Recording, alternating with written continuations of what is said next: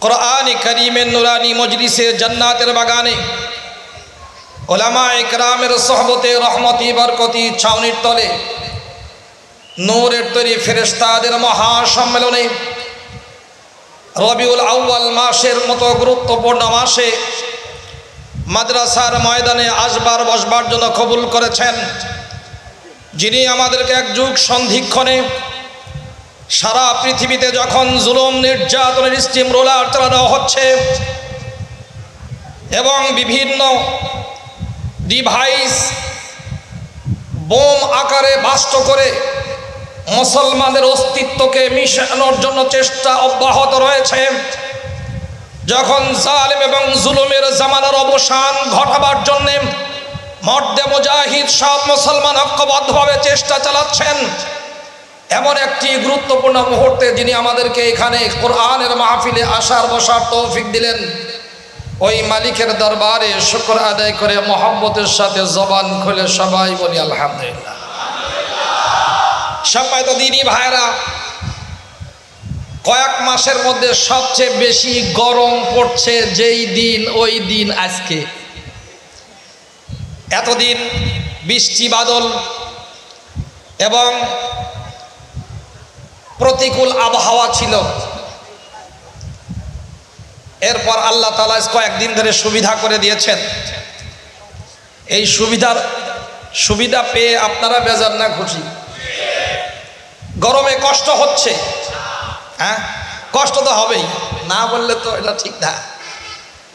গরমে কষ্ট হবে, কিন্তু এই গরম কখনো আমাদেরকে হক এবং সত্যের পথে রক্ত দেওয়ার থেকে বিচ্ছিন্ন করতে পারবে না। কি বলেন ঠিক না ভাইয়ার আমার? আমরা এই গরমে একটু গরম সহ্য করে জাহান্নামের গরম থেকে বাঁচতে চাই। আমরা সামান্য সময়ে কষ্ট দুঃখ বরদাস্ত করে আমরা সত্যিকার কল্যাণ পাওয়ার রাস্তা পরিষ্কার করতে চাই। কে বলেন ঠিক না? আজকে আমরা মাদ্রাসার মাহফিলে এসেছি। মাদ্রাসা কি জিনিস, মাদ্রাসা কেন, এই বিষয়ে অল্প কিছু জরুরি কথা বলে ইনশাআল্লাহ আমি খতিবুল উম্মাহ হযরত মাওলানা হাফিজুর রহমান সিদ্দিক সাহেবের কাছে আমি এটা হস্তান্তর করব ইনশাআল্লাহ। উনি অনেক দূর থেকে এসেছেন, যশোর থেকে জেনেদা হয়ে ঢাকা, সারাদিন রোজা রেখে এরপরে ইফতার করে মানিকগঞ্জ থেকে আসতে আসতে দেরি হয়ে গেছে। আমরা চলে আসছি আর আগেই, আসরের পরপরই পৌঁছি আজটায়, একসাথে আসার জন্যই দেরি হয়েছে। যদি একটু সামান্য দেরি হয় আপনাদের সমস্যা নাই তো? হ্যাঁ, গাজার মানুষের জন্য কি ওদের সময় কোনো নির্ধারণ করা আছে? লেবাননের জন্য মনে হয় আছে। হ্যাঁ কথা কয় না? আরো কারা ছিল 45 মিনিট, কথা কয় না? 45 খাওয়া রেডি, খাওয়ার সুযোগ হয় না। কার ফয়সালা বলেন না? আমরা এমন কোন দৃশ্য আর দেখতে চাই না। সকল অন্যায়, সকল অবিচার, সকল জুলুমের, সকল নির্যাতনের, সকল চুরি ডাকাতি করাপশনের অবসান যেন হয় এবং সারা পৃথিবীতে যেন সত্যিকার মদিনার কল্যাণ রাষ্ট্র প্রতিষ্ঠা লাভ করে। কোন মানুষের যেন আর জুলুমের শিকার হতে না হয়, কোন মজলুম মানুষের হাহাকারে যেন আকাশ বাতাস ভারী না হয়, এমন একটি দেশ, এমন একটি পৃথিবীর জন্য আমরা অপেক্ষমান। কে বলেন ঠিক না? কি করতে হবে এই বিষয়ে জরুরি কয়েকটি কথা আমি আপনাদের সামনে বলতে চাই। আল্লাহ তাআলা এমন একটি সময়ে, এমন একটি গুরুত্বপূর্ণ লগ্নে আমাদের নবী সাল্লাল্লাহু আলাইহি সাল্লামকে পাঠিয়েছিলেন। মক্কার জমিন পৃথিবীর মিডিল পয়েন্ট, মাঝখান। কাবা ঘর যেটা ডাইনে বামে যে দিক থেকেই মাপা হোক না কেন, এটা হলো পৃথিবীর মাঝখানে নাভি, মক্কা নগরী। এটা সবাই অবাক হতবাক যে তখন তো কোনো বিজ্ঞান ছিল না, মাপার যন্ত্র ছিল না, ভূতত্ত্ববিদ এদের জন্মই হয় নাই, তাহলে ঠিক মাঝখানে এই ঘরটা কেমনে তৈরি হলো? প্রমাণ হয় সকল বিজ্ঞানের বিজ্ঞানী আমার আল্লাহ তাআলার নিজস্ব কুদরত এবং কারিশমা। কি বলেন ঠিক না? সারা দুনিয়ার সবাই চাচ্ছিল শান্তির দূত আসুক, সমাজে অন্যায় অপরাধ ছেয়ে গেছে, মা সন্তানের দ্বারা নির্যাতিত, সহকর্মীর হাতে জুলুমের শিকার, ভাই বোনের দ্বারা একে অপরের দ্বারা ক্ষতিগ্রস্ত, বাপ মারা গেলে মা হয় সব ভাইদের, এটা ভাগের জিনিস, ভোগের জিনিস। নাউজুবিল্লাহ কয় না? এমন কোন অন্যায় নাই যেই অন্যায় ওই সমাজে প্রচলিত ছিল না। সুদ, ঘুষ, মারামারি, নারীদের অধিকার বিনষ্ট করা, বড়দেরকে অশ্রদ্ধা করা, ডাকাতি, চুরি, শিরিক, কুফর সব ছিল। এমন কোনো অন্যায় নাই যা ছিল না। ওই যুগে যেই সমস্ত অন্যায় প্রচলিত ছিল, এখন এটা আন্তর্জাতিকতা পেয়েছে, সারা দুনিয়াতে এটা ছড়ায় পড়ছে। ওই কাম ওইগুলোই রয়েছে, ওই চুরিই রয়েছে, ওই ডাকাতিই রয়েছে, ওই ধর্ষণই রয়েছে, ওই সমস্ত মারামারি রয়েছে। শুধু এটা ব্যাপক আকার ধারণ করেছে, আন্তর্জাতিকতা পেয়েছে, ন্যাশনাল হয়ে গেছে, সব হয়ে গেছে। এই অবস্থায় আল্লাহ রাব্বুল আলামিন সকল অন্যায় অপরাধ দূরীকরণের জন্যে, সকল সৃষ্টিজীবের কল্যাণ নিশ্চিত করবার জন্য রসুল পাঠাইলেন। 8ই রবিউল আউয়াল ঐতিহাসিকভাবে এটা সত্য, আর প্রসিদ্ধ হলো 12ই রবিউল আউয়াল। 8ই রবিউল আউয়াল আগমন, 12ই রবিউল আউয়াল নির্গমন, চলে যাওয়া। ঐতিহাসিকভাবে এটা প্রতিষ্ঠিত, তবে প্রসিদ্ধ যদিও ভুল, যে 12 তারিখেই আগমন, 12 তারিখেই নির্গমন। ওদিকে আমার যাওয়ার দরকার নেই। আসছেন দুনিয়াতে, এটাই সবচেয়ে বড়। কে বলেন ঠিক না? আল্লাহ তাআলা বললেন, আমি ইমানদারদের উপরে ইহসান করলাম। কি করলাম বলেন না? আল্লাহ তাআলা বলেন, লাকাদ মান্নাল্লাহু আলাল মুমিনিন।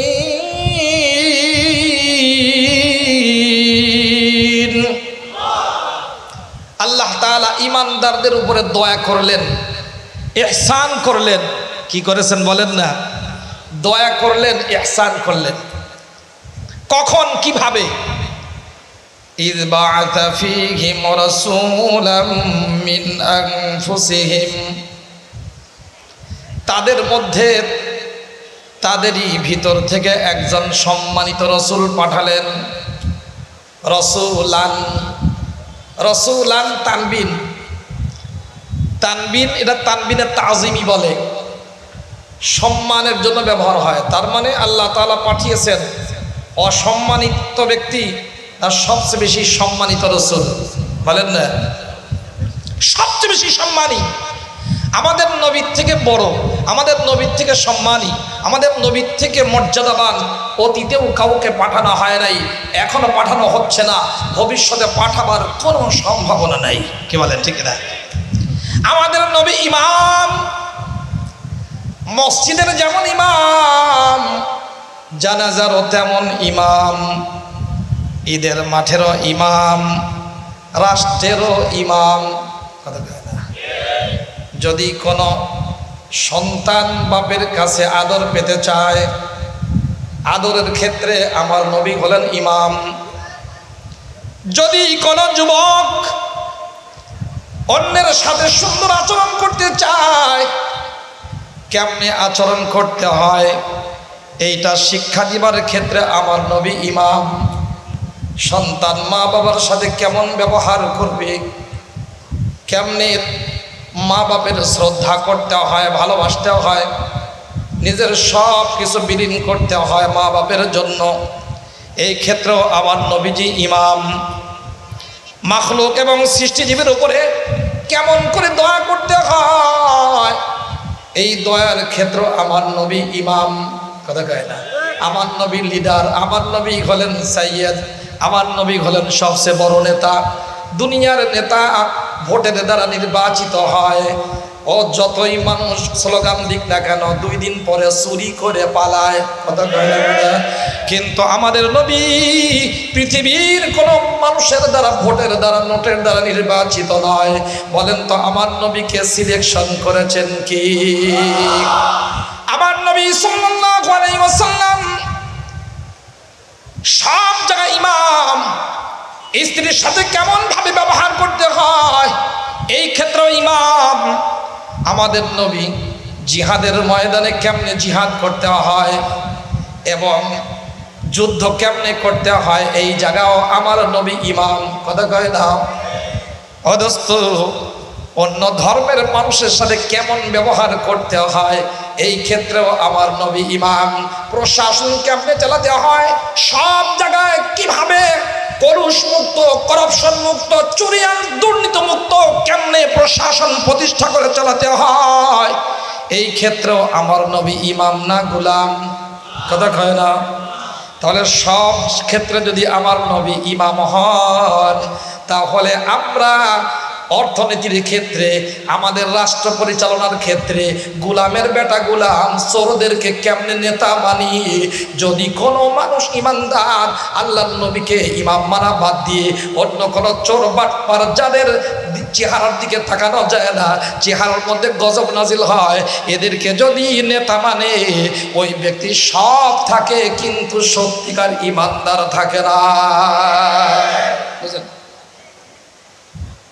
বিধর্মীর সাথে কেমনে ব্যবহার করতে হয়? ছোট 10-12 বছরের বাচ্চা ইহুদির সন্তান আল্লাহর নবী যখন বয়ান করেন, ওই বাচ্চাটা এসে আল্লাহর নবীর দরবারের সামনে বসে থাকে। হঠাৎ করে দেখা গেল বাচ্চাটা আসে না। নবীজি বয়ান চলাকালীন বললেন, অমক বাচ্চাটা কোথায়, কেন আসে নাই? সাহাবায়ে কেরাম খোঁজ নিয়ে জানলেন ইহুদির ওই সন্তানটা অসুস্থ রোগী। আল্লাহ নবীর কাছে যখন খবর পৌঁছেছে, নবীজি নিজে হেঁটে ইহুদির সন্তানকে দেখবার জন্য, সেবা করার জন্য ইহুদিদের মহল্লায় নিরাপত্তা বাহিনী ছাড়াই হাজির হয়ে গেছে। আমার নবীজি গিয়ে দেখলাম তার অবস্থা ভালো নয়, মনে হয় বাঁচবে না। এই জন্য বললেন, ও বাচ্চা, মনে হয় তুমি বাঁচবা না, এখন কি করা দরকার? নবীজির চেহারার দিকে তাকিয়ে রয়েছে ওই ইহুদির সন্তান, মনে হয় বিদায় চায়। ইয়া রাসূলুল্লাহ, বারবার আপনার চেহারা দেখেছি, আর মনে হয় দেখা সম্ভব হবে না, আমাকে চলে যেতে হবে, এখন কি করব? নবীজি বললেন, হে সন্তান, তুমি কালিমা পড়ে মুসলমান হয়ে যাও, তাহলে তুমি কামিয়াবি অর্জন করবা। ইহুদির সন্তান বাপের দিকে তাকিয়ে এখন পরামর্শ চায় ইশারা দিয়ে, ও বাবা, আপনি হলেন আমার জন্মদাতা পিতা, আরেক দিক দিয়ে মুহাম্মদুর রাসূলুল্লাহ বলছেন মুসলমান হতে, আপনি আমার পিতা আর উনি হলেন সারা দুনিয়ার নেতা, কার কথা শুনবো? বাপ এখন ইহুদি হওয়া সত্ত্বেও বললেন, আতি আবুল কাসেম। বুখারী শরীফের বর্ণনা, আতি আবুল কাসেম।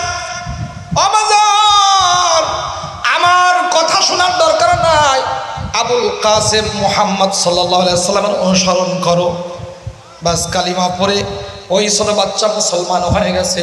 দোস্তে আমার বলার উদ্দেশ্য হলো, নবী সাল্লাল্লাহু আলাইহি ওয়াসাল্লাম অমুসলমানের সাথে কেমনে ব্যবহার করতে হয় এটাও শিখিয়ে গিয়েছেন, না জান নাই? এই শিক্ষাটা আমরা ধারণ করি না, কি করি না?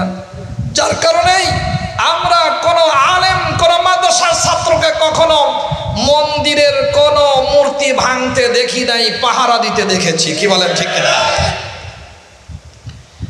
আল্লাহ রাব্বুল আলামিন বললেন, কেমন রাসূল পাঠালাম?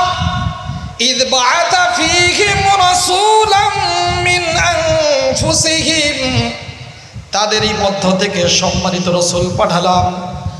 আল্লাহ রাব্বুল আলামিন বলেন রাসূলান, তানবিনে তাযিমি মানে বড় রাসূল পাঠালাম।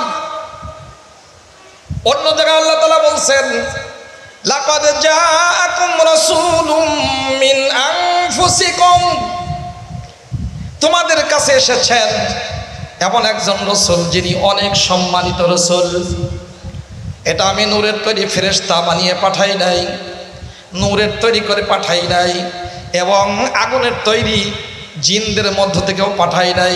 তোমাদেরই মধ্য থেকে একজন মানুষকে সবচেয়ে সম্মানিত করে ওহী দিয়ে রসুল বানিয়ে পাঠালাম। সুবহানাল্লাহ। অন্যদিকে আল্লাহ তাআলা বলেন, وَإِذْ أَخَذَ اللَّهُ مِيثَاقَ النَّبِيِّينَ لَمَا آتَيْتُكُم مِّن كِتَابٍ وَحِكْمَةٍ ثُمَّ جاءكم رسول مصدق لما معكم لتؤمنن به ولتنصرنه قال أأقررتم وأخذتم على ذلكم إصري قالوا أقررنا قال فاشهدوا وأنا معكم من الشاهدين।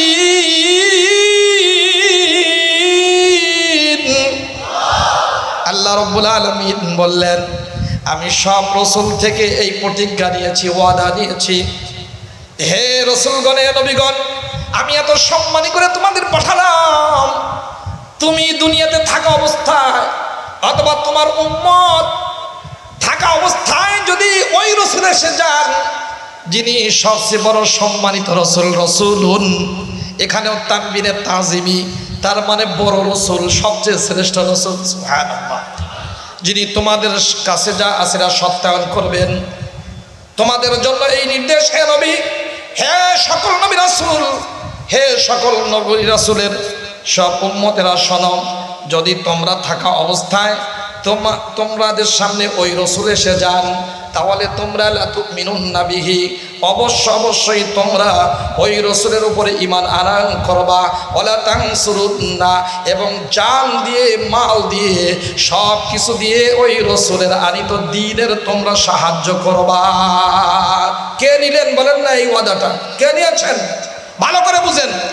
সব নবী রাসূলদের জন্য আমার নবীর উপরে ঈমান আনা যদি বাধ্যতামূলক হয়, সব নবী রাসূল এবং তাদের উম্মতের জন্য আমার নবীর সাহায্য করা যদি বাধ্যতামূলক হয়, তাহলে আমাদের দুনিয়াতে যত পার্টি আছে, যত দল আছে, যারা কালিমা পড়েছে লা ইলাহা ইল্লাল্লাহ, যে দলই করুক না কেন, অদস্ত তাদের জন্য বাধ্যতামূলক আমার নবীর উপরে ঈমান আনয়ন করা, আমার নবীর দ্বীনের সাহায্য করা বাধ্যতামূলক হয়, ঠিক না? দোস্তরা আমার, কালিমা পড়বে আর সে নবীর উপর ঈমান আনবে না। ঈমান আনার কি অর্থ? নবীজির উপরে ঈমান আনা, নবী সাল্লাল্লাহু আলাইহি ওয়াসাল্লাম যেই দ্বীন ও শরীয়ত এনেছেন, রেখে গিয়েছেন আমানত হিসাবে, পুরোটার উপরে ঈমান আনয়ন করে নবী যেই খেলাফত ব্যবস্থা রেখে গিয়েছেন, এইটা বাস্তবায়নের জন্য আল্লাহর বিধান, আল্লাহর কোরআনের আইন এবং খেলাফত ইমারত ইসলামিয়া প্রতিষ্ঠার জন্য প্রত্যেকটি ঈমানদার দায়িত্বপ্রাপ্ত। যদি কোনো ঈমানওয়ালা, কালিমাওয়ালা এইটাকে বাইপাস করে যায়, পছন্দ করি না, অথবা হজ করে, যাকাত দেয়, সব কিছু করেন, কিন্তু আল্লাহর হুকুম বাস্তবায়নের জন্য সেইখানে সাথ দেয় না, ওই ব্যক্তি সব হতে পারে, উম্মতে মুহাম্মাদী হতে পারে না। কি বলেন ঠিক না ভাইরা আমার?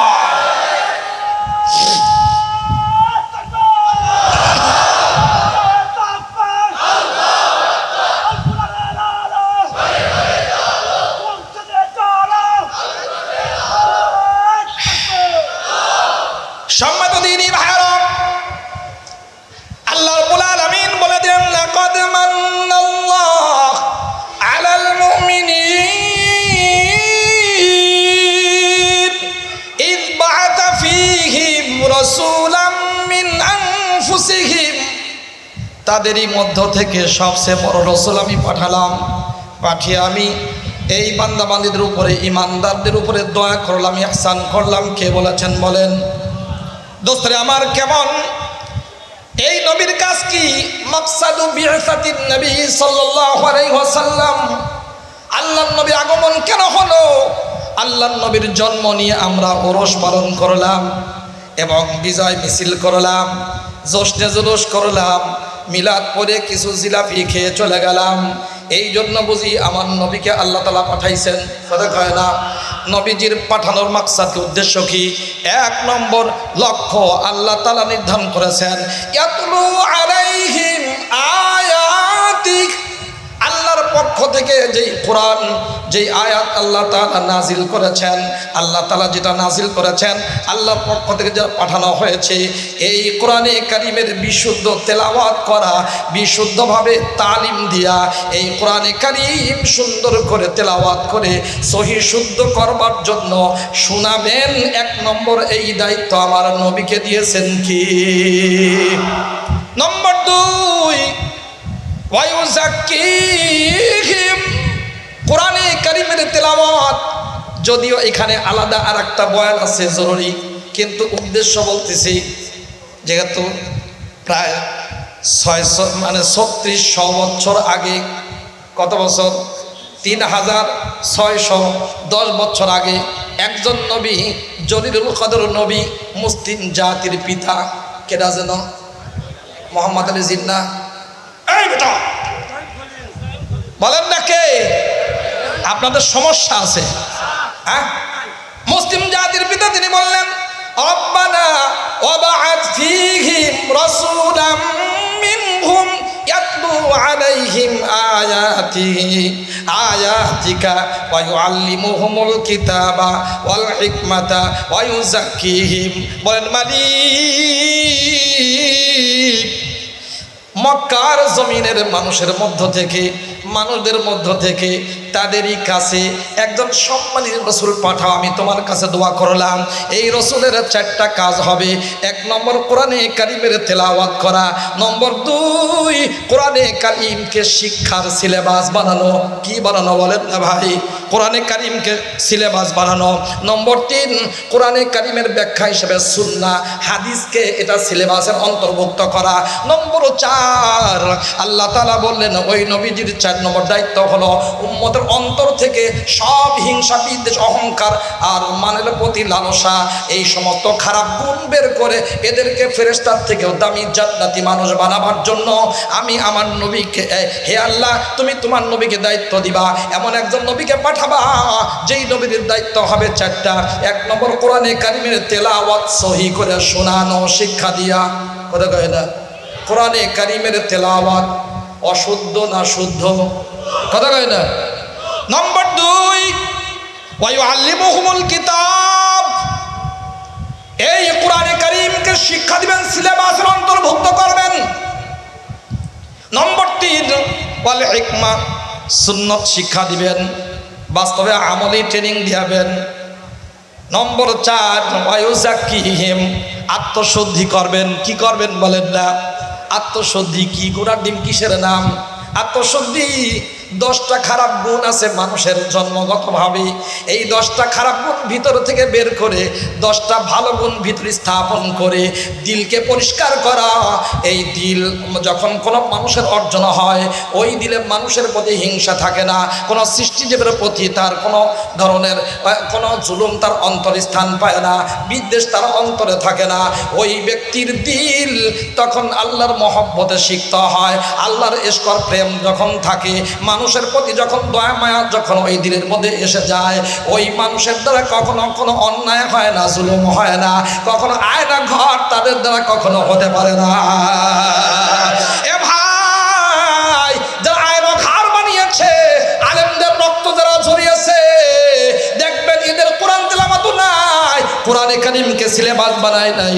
ডক্টর কুদরতে খোদার মতো নাস্তিককে দিয়ে আলেমদের রক্তের মাধ্যমে যেই স্বাধীনতা এসেছে, ব্রিটিশ যখন বিতাড়িত হয়েছে, 53,000 উলামা একরামের রক্তের বিনিময়ে ব্রিটিশ বিতাড়িত হয়েছে।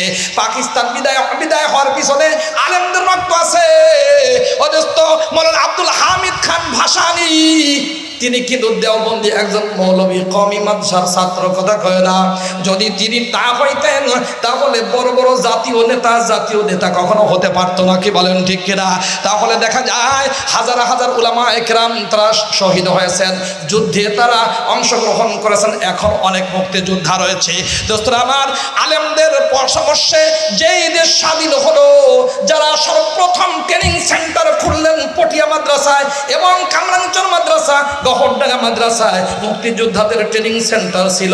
কিন্তু যখন দেশ স্বাধীন হয়ে গেল, উলামায়ে কেরাম তখন আবার তারা দরসে চলে গেলেন, হাদিস পড়াতে গেলেন, ইমামতিতে চলে গেলেন, মুয়াজ্জিনি করতে গেলেন, দ্বীনের দাওয়াতের কাজ করতে গেলেন, তাফসীর মাহফিলে চলে গেলেন। কিন্তু ওই জায়গাটা দখল করলো কিছু নাস্তিক, যার কারণে 54 বছর চলে যায়, আমাদের দেশের সত্যিকার স্বাধীনতা ছিল না। আমার শুধু কি তাই, আল্লাহ নবী সাল্লাল্লাহু আলাইহি ওয়াসাল্লামকে যেই জন্য পাঠানো হয়েছে, 4 নম্বর হলো তাজকিয়াত, আত্মশুদ্ধি। আত্মশুদ্ধিওয়ালারা যাদের অন্তর পরিশুদ্ধ, আল্লাহর মায়া, রসুলের মহব্বত, কোরআন সুন্নাহর আলোর দ্বারা যেই দিল আলোকিত হয়, এই সমস্ত ব্যক্তিরা যদি প্রশাসনের সব জায়গায় 2-4 জন করে থাকতো, আমার দেশ কখনো চুরি করে ফাষ্ট হতো না। কি এ ভাই, তোমার পালানো দরকার কেন? কেন তুমি যাও? এখন অনেক পুলিশ অফিসার আমাদের চোখের দিকে তাকায় কথা বলতে সাহস পায় না। কেন? চুরি করতে করতে, অন্যায় করতে করতে ভিতরটা এমন দুর্বল হয়েছে, নৈতিক অধপতনের কারণে দুর্বল হয়ে গেছে। এখন সে তাকিয়ে কথা বলতে পারে না, নিচের দিক তাকায় কয়, হুজুর দোয়া করেন যেন ভালো হতে পারি। আমরা বলছিলাম, আমরা তো আরো 16 বছর আগের থেকেই কইতেছি, ভালো হয়ে যাও মাসুদ, ভালো হয়ে যাও। যদি ভালো না হও তাহলে ভেজাল তোমাদের হবে। সারা দুনিয়ার মৌলবী মিলে দোয়া করলেও কখনো তোমরা মুক্তি পাবে না। তাহলে আমার নবীজিকে দায়িত্ব দেওয়া হবে 4টা। দোয়া করলেন ইব্রাহিম খলিলুল্লাহ, মুসলিম জাতির পিতা। 1 নম্বর কোরআনে কারিমের তেলাওয়াত, নম্বর 2 কোরআনে কারিমকে সিলেবাস বানানো, নম্বর 3 সুন্নাহকে সিলেবাস বানানো, নম্বর 4 আত্মশুদ্ধি করা। এইটা তো আল্লাহ তাআলার কাছে দোয়া করলেন। কে যেন বলেন না, কে চাইলেন? ইব্রাহিমে খলিলুল্লাহ আলাইহিস সালাতু ওয়াস সালাম। আল্লাহ তাআলা বলেন, হে ইব্রাহিম, তুমি দোয়া করছো, আমি দোয়া কবুল করে নিলাম, কিন্তু কবুল করার দায়িত্ব আমার। তুমি যেই সিরিয়াল দিয়েছো 4 নম্বর সিরিয়ালে আত্মশুদ্ধি, আমি এইটা 2 নম্বরে এনে দিলাম। 1 নম্বর কোরআনে কারিমের বিশুদ্ধ তেলাওয়াত, এরপরে যদি এলেম থেকে ফায়দা হাসিল করতে চায়, সুন্নাত দ্বারা যদি নিজের জীবনকে সুসজ্জিত করে দুনিয়া আখিরাত সুন্দর করতে চায়, তাহলে এলেম শিক্ষা করার আগে কোরআনে কারিম সহি করে তেলাওয়াত শিক্ষা করার পরেই আত্মশুদ্ধি তার জন্য বাধ্যতামূলক করেছেন কি? তাহলে নবী সাল্লাল্লাহু আলাইহি সাল্লাম দোয়া করলেন, আল্লাহ তাআলা দোয়া করলেন, কিন্তু সিরিয়াল একটু উল্টায় দিলেন। ইয়াতলু আলাইহিম আয়াতিক ওয়া ইউযাক্কিহিম ওয়া ইউআল্লিমুহুমুল কিতাবা ওয়াল হিকমা। এই 4টা জিনিস। 1 নম্বর হলো কোরআনে কারিমের তেলাওয়াত, নম্বর 2 এখানে সিরিয়াল আল্লাহ তাআলা যেটা করে দিলেন আত্মশুদ্ধি, নম্বর 3 কোরআনে কারিমকে সিলেবাস বানানো, নম্বর 3 কোরআন হাদিস এবং সুন্নাহকে সিলেবাসের অন্তর্ভুক্ত করা। ও দোস্ত, এইগুলো যখন সিলেবাস হিসাবে আমার নবী সাল্লাল্লাহু আলাইহি ওয়াসাল্লাম জাতির মধ্যে যখন প্রতিষ্ঠা করলেন, এইগুলো যখন বাস্তবায়ন করলেন, দেখা গেল এই সিলেবাসের বরকতে, আল্লাহ নবীর সহবতের বরকতে আবু বকর তৈরি হয়েছে, ওমর ইবনে খাত্তাব তৈরি হয়েছে, উসমান জিন নূরাইন তৈরি হয়েছেন, এবং হযরত আলী মুর্তজা এবং ওমর ইবনে আব্দুল আজিজের মতো এত বড় বিশ্ববিখ্যাত মানুষ এখান থেকে তৈরি হওয়ার সুযোগ পেয়েছে। কি বলেন ঠিক কিনা? বন্ধুরা আমার, শুধু এটা ইতিহাস নয়, বাস্তবতা। আমরা যদি সত্যি এই পৃথিবীকে শান্তি দিয়ে ভরে দিতে চাই, সত্যি যদি শান্তি, উন্নতি, অগ্রগতি, সমৃদ্ধি অর্জন করতে চাই, তাহলে যারা আমরা কালিমা পড়েছি লা ইলাহা ইল্লাল্লাহ, পড়ছি না?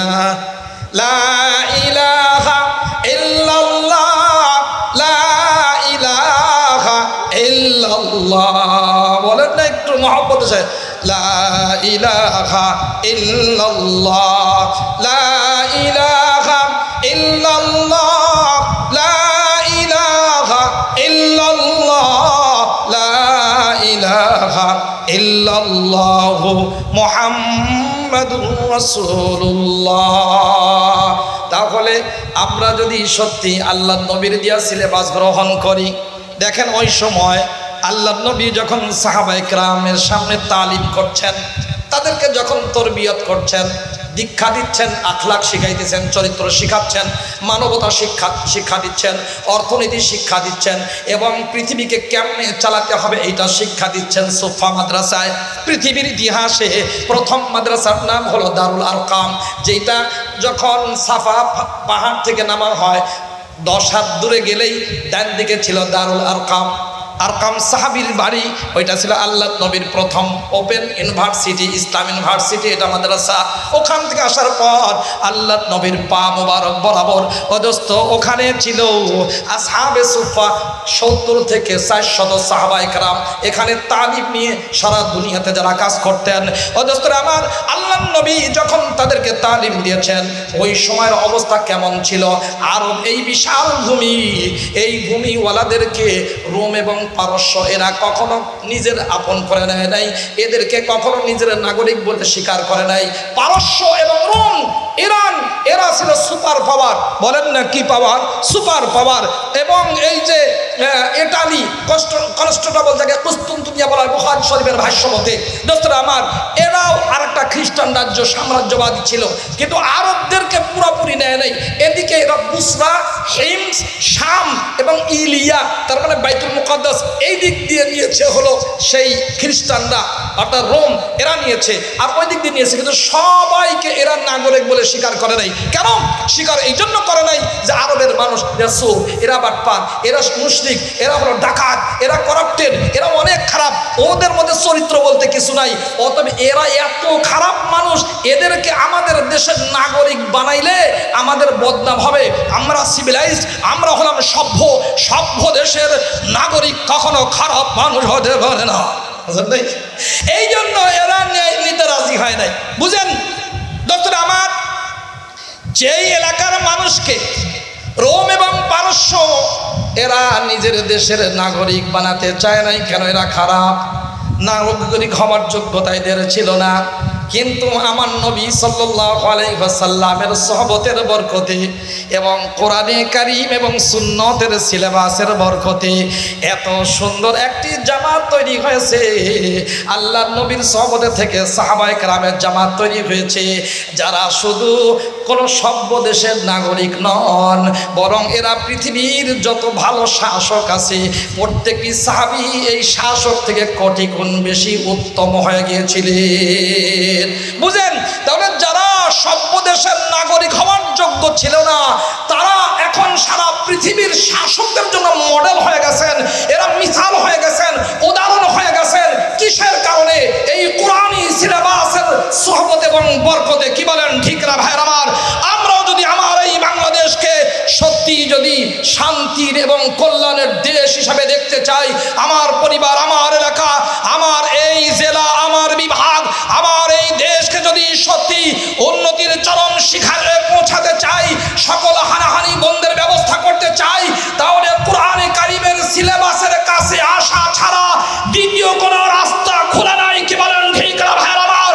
আমরা দেখেছি সেই 75 বছর থেকে, যখন থেকে ব্রিটিশের থেকে আমরা স্বাধীনতা অর্জন করেছি, বিভিন্ন মানব রচিত আইন দিয়ে আমাদের শাসন করে দাবিয়ে রাখার চেষ্টা করা হয়েছে, কিন্তু মানব রচিত আইন আমাদের শাসন দিতে পারে নাই, শোষণ দিয়েছে, ইনসাফ দিতে পারে নাই, জুলুম দিয়েছে, ভালো মানুষ দিতে পারে নাই, চোর উপহার দিয়েছে, আমাদেরকে রডের পরিবর্তে বাঁশ দিয়েছে, এবং সব জায়গায় মেগা প্রজেক্টে মেগা দুর্নীতি দিয়ে আমার দেশকে জাহান্নামে পরিণত করে আয়না ঘর তৈরি করেছে। আমার দেশে আয়না ঘর দেখতে চাই না, জুলুমের অবসান দেখতে চাই, আমরা খিলাফত চাই। আল্লাহর জমিনে আল্লাহর বিধান কায়েম যদি করতে চাই, কোরআনী শাসনের কাছে আসতে হবে, কোরআনী সিলেবাসের কাছে আসতে হবে।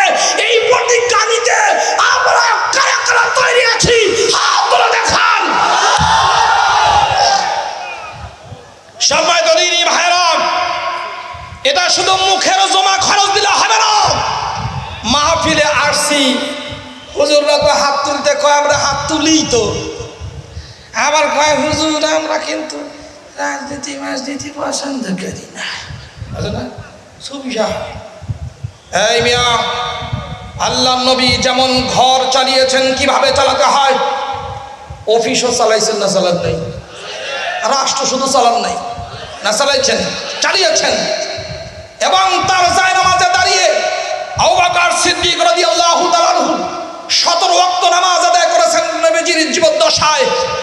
আল্লাহর নবী রেখে গিয়েছেন মসজিদের ইমাম হিসাবে, যেহেতু তাকে আগে বাড়িয়ে দিয়েছেন, এর দ্বারা সাহাবায়ে কেরাম বুঝেছেন মসজিদের ইমাম যিনি, রাষ্ট্রের ইমামও তিনি। কি বলেন ঠিক না ভাইয়ের আমার?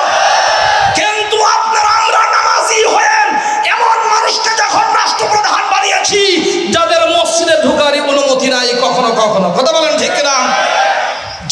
যারা মসজিদে মানুষের ইমামতি করতে পারে না এবং জানাজায় ইমামতি করতে পারে না, যারা ঈদের নামাজ পড়াতে পারে না, তারা কখনো জিন্দিগিতে মানুষের শাসনভার গ্রহণ করে সত্যিকার শান্তির দেশ উপহার দিতে পারে না।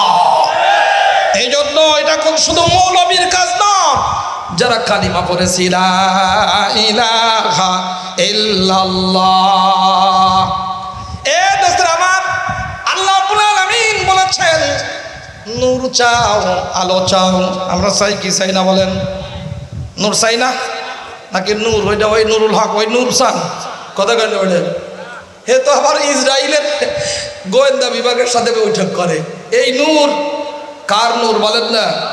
আল্লাহ তাআলা বলেন বিসমিল্লাহির রহমানির রহিম, আলিফ লাম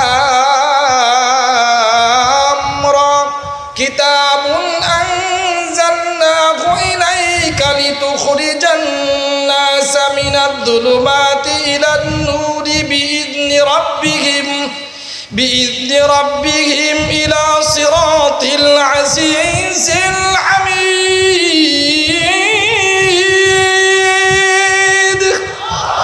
আল্লাহ তাআলা বলেন কিতাবুন আনজালনাহু, আমি কিতাব দিলাম হে নবী আপনার কাছে। কে বললেন বলেন না? কিতাব কে দিয়েছেন? ওপর থেকে যেটা আসে সেটাই ভালো, কথা বলেন ঠিক কিনা? আল্লাহ তাআলা নির্ভুল কিতাব দিয়েছেন। হে নবী আপনার কাছে কিতাব আমি দিলাম। কেন দিলাম?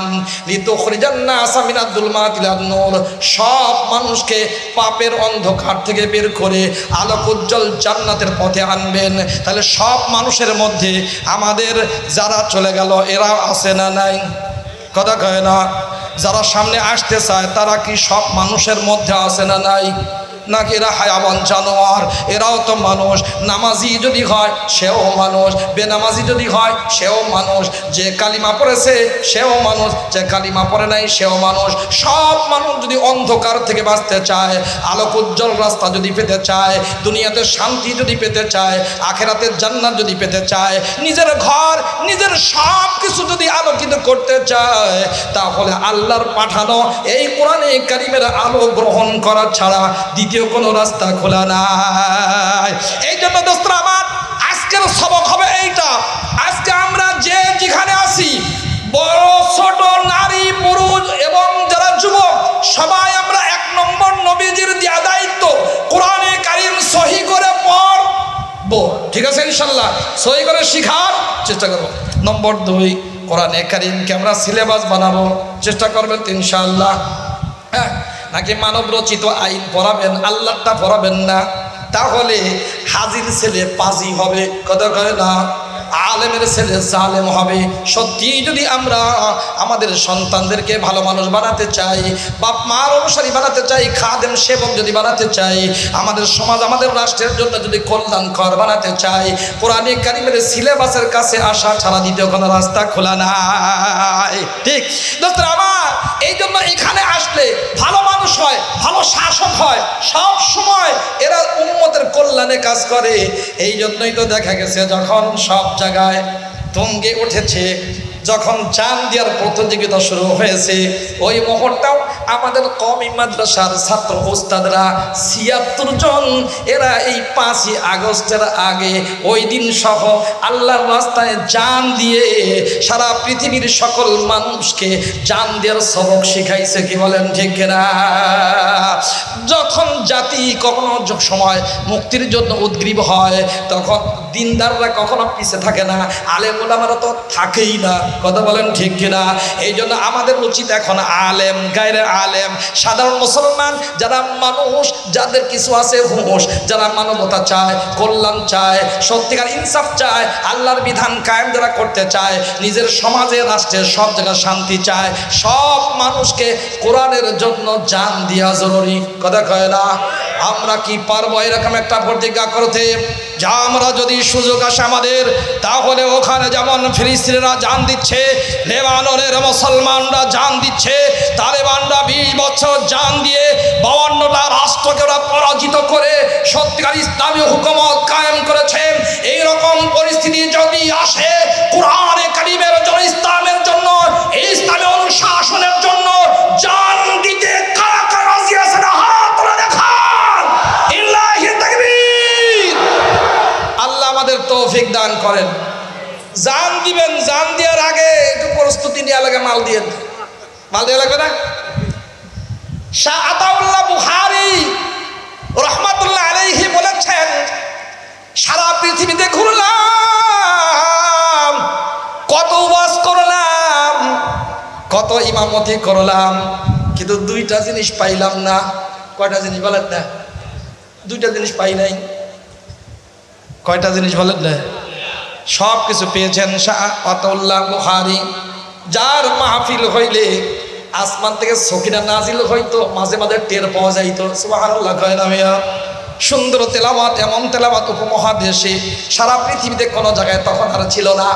দোস্তরে আমার, শাহ আতাউল্লাহ বুখারী রহমাতুল্লাহ বলেন, বহু কিছু পেলাম, কিন্তু দুইটা জিনিস অনেক তালাশ করে পাইলাম না। এক নম্বর জালেমকে আল্লাহর পাকড়াও থেকে বেঁচে গেছে, এইটা কখনো দেখি নাই। কথা কয় না? মানুষের উপরে জুলুম করেছে, সৃষ্টিজীবীর সাথে খারাপ ব্যবহার করেছে, আর আল্লাহর পাকড়াও থেকে বেঁচে গেছে, এইটা আমি কখনো পাই নাই। নম্বর 2, যারা দান করে, যারা আল্লাহর রাস্তায় খরচ করে, এদের কখনো আমি ফকির হতে দেখি নাই। এ ভাই ও মা, আপনি সত্যি পরীক্ষা করে দেখেন, যারা দান করে, আল্লাহর রাস্তায় দান করে, অসহায় মানুষের কাছে যখন যায়, আমাদের জাতীয় উলামা মাশায়েখ পরিষদের পক্ষ থেকে 2 কোটি